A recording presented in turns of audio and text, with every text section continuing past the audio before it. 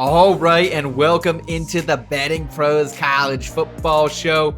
We're going big or going home this Saturday on campus. Yes, it's our parlay picks for week 5 of the season. I'm your host, Seth Woolcock, joined by a couple of fine gentlemen, including Scott Bogman and Terrell Furman Jr.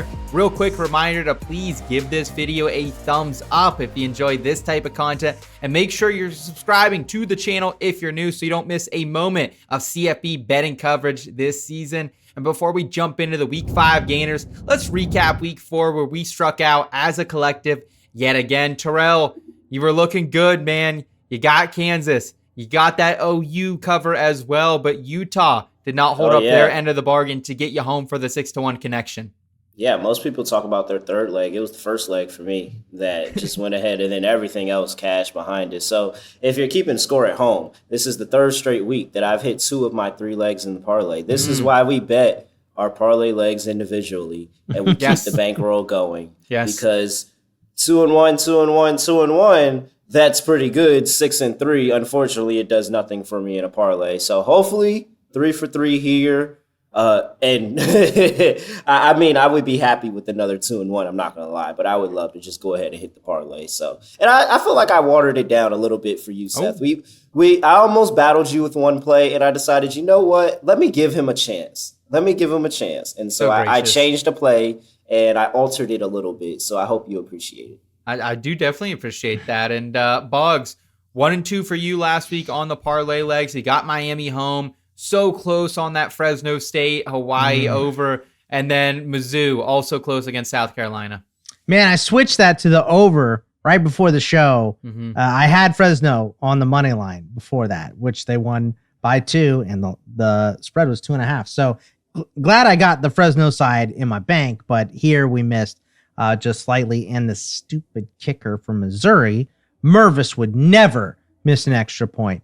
This guy missed the extra point, and I got hooked. They won by 9, and I had 9.5 there. So really unfortunate in that one, but glad to get the Miami side and, count on. Yeah. I don't know how much longer we go into Beck, but we got it. So. Yeah, I completely understand. I at least am heading in the right direction. We hit the Sooners money line, -240 against the Tigers, and then the Toledo Rockets. I'm still up a unit. Good. Still up 1 unit. I think Terrell's still up a half a unit. You're getting there, Seth. We're almost there. We're starting to get back in the right direction. Toledo, they let me down. I had -13.5 against Western Michigan. They lost outright. I mean, this is one of those games where Toledo continued to move the ball on them and then just could not punch it into the end zone. It was absurd. Western Michigan, they came to play. So the Rockets, you're dead to me. I'm off that. I burned a couple units on, I think, that MAC championship bet as well. That was their first game in the MAC, and it didn't go well. So, but we're going to keep swinging because that's what we do here at Betting Pros. And Terrell, you're going to kick us off once again. What is your parlay of the week for the week 5 action across the nation? All right, let's get you started early. We're going to go with Arizona State on the money line. I'm not going to play with the points here. I have the room where I can pay the juice, take the money line price here with Arizona State. I think they are going to win outright. You got TCU coming off of a down spot, going up against SMU last week in a big rivalry game. They're not going to be playing that rivalry anymore. So now they got the final leg up after getting embarrassed the year before, taking the L. So now I think this is the letdown. They go on the road. This is another spot where you're traveling again, going to play Arizona State. I think Levitt's going to be able to go on the ground, and they're really, really going to challenge this TCU defense. So I like Arizona State to get it done outright on the money line. That's leg number 1. Then we go to number 2, and I'm going to take you to Texas A&M, where I think Auburn is done. I think that was all the fight that they had to give in that Oklahoma game. They scored. They gave up an immediate score. They gave up a safety for us to be able to cover the line. So obviously Auburn cares about our pockets because they wanted to make sure they did all they could do to make sure that we covered that OU line last week. They're only going to take care of me again here with Texas A&M. Texas A&M with the week off after playing Notre Dame as well. I think that the good time's going to keep rolling over there in College Station. And then finally, I close it out.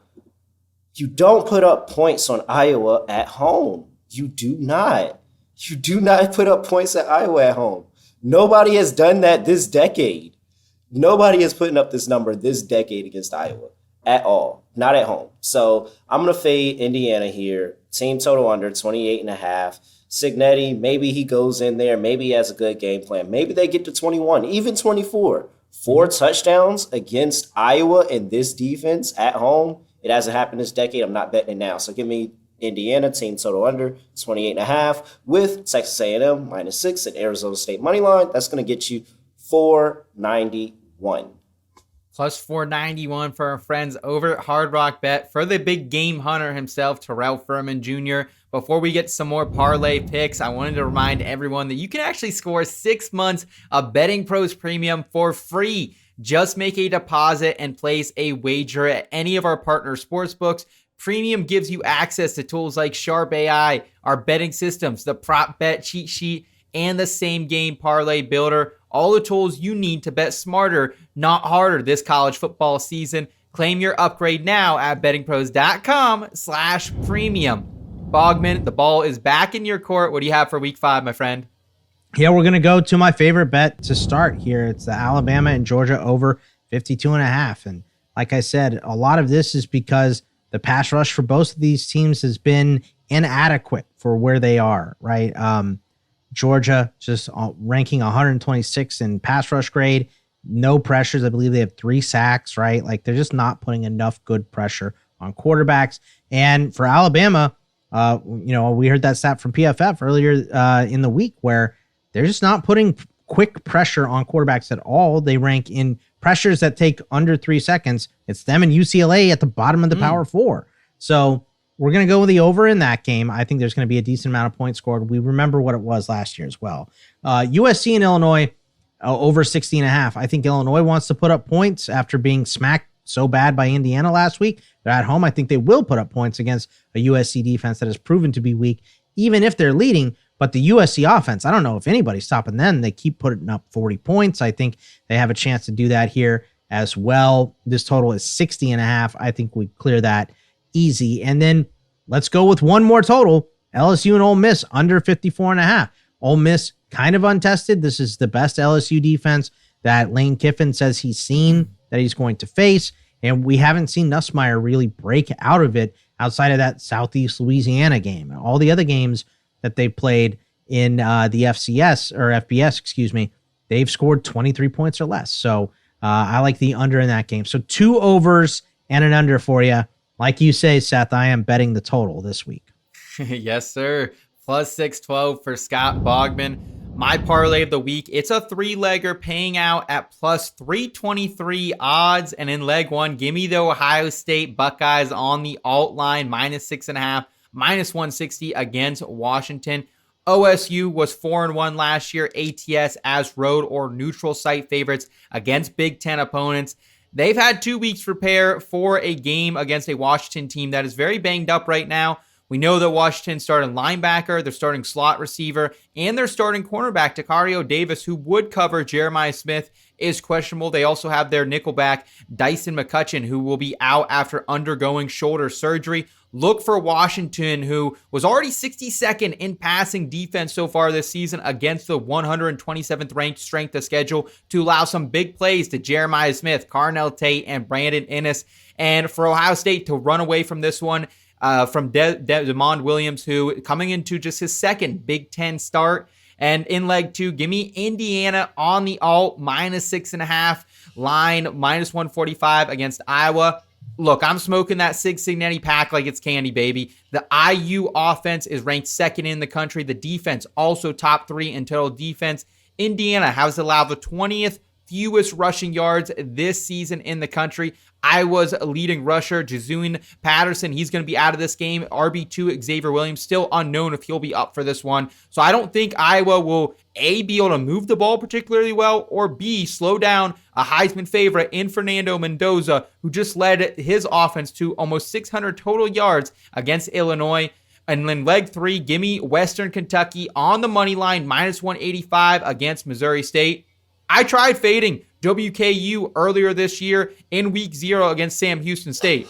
Turned out that was a mistake for a couple of reasons. One, Sam Houston, maybe the worst team in the entire FBS. Also, WKU, and specifically their quarterback, Maverick McIvor. This guy is a legit weapon. He leads Conference USA in passing yards, 289 per game, and passing touchdowns with 10.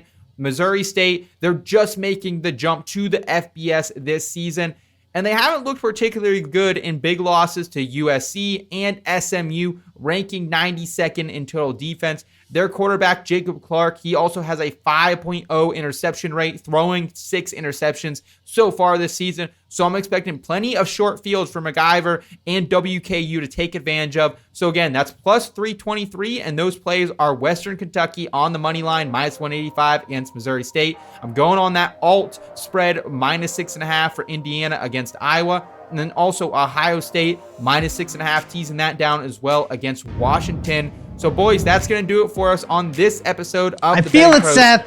I feel it. You got to get one, man. I know Terrell doesn't like it. I felt better about last week. I did see the witch doctor. They said I'm clear. I'm clear to play. Did you sage? You sage that whole house? We burned it. We burned it with SIGs inside for Sig Cincinnati, baby. You have crystals in there. That sage that Kyrie Irving had when he saged the Boston Celtics earlier. I don't know. I don't know, Seth. We'll see. I'm on the wrong side of this week. Yeah. We'll see what happens here. That is going to do it for us on this episode of BP College Football. Let us know down in the comments below your favorite Week 5 parlays and which one of us you're tailing or fading. And while you're here, make sure you're smashing that like button and subscribing to the channel if you're new. For Scott Bogman and Terrell Furman Jr., I'm Seth Woolcock. Take care, y'all.